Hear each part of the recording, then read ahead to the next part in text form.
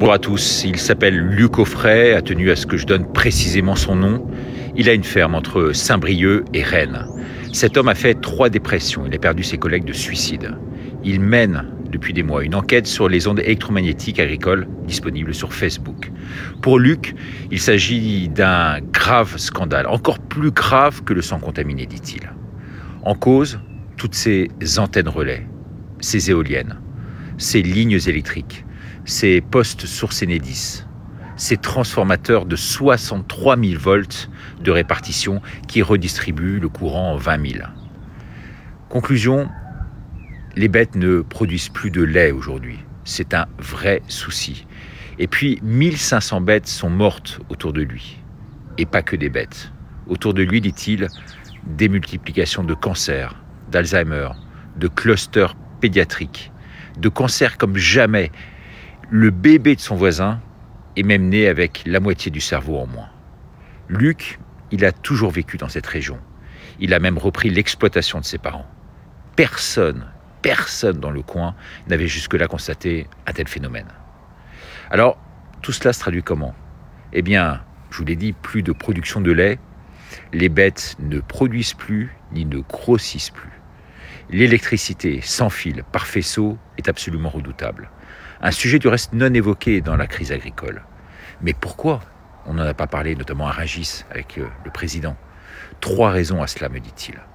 1, le monde agricole, il est taiseux. Les problèmes de santé, on n'ose pas tellement les évoquer dans le milieu. 2, les vétérinaires de la Chambre d'agriculture tiennent les agriculteurs eux-mêmes pour responsables. Vous savez, c'est la fameuse accusation inversée.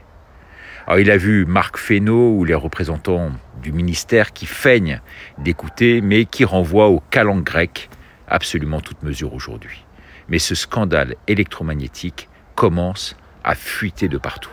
D'autres, comme Patrick Lenéché par exemple, et ses vaches, en sont victimes depuis longtemps. Il a témoigné dans la presse. 120 de ses bovins sont décédés sans raison apparente. Quand on se lève, dit-il, on ne savait pas ce qu'on allait trouver. Il observe également, cet homme, des phénomènes étranges, nouveaux chez les animaux.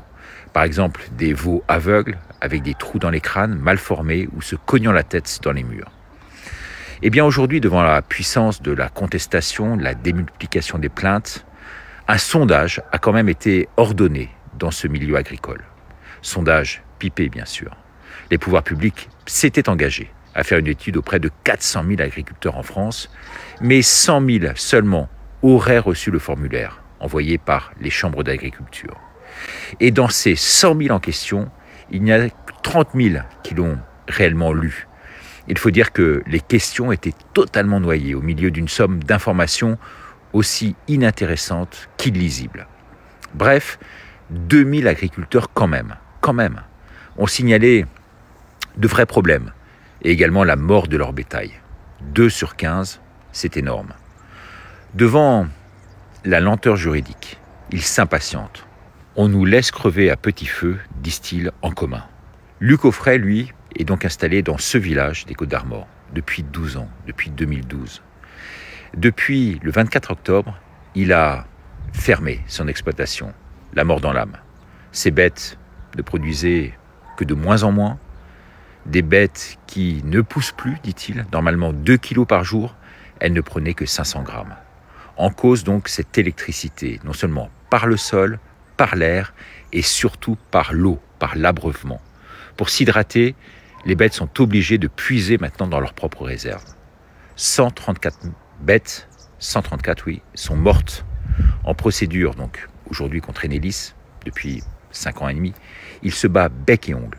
Il a monté sur Facebook cette page qui retrace son histoire. Il mérite vraiment que vous puissiez la relayer au max. Je dis bien au max.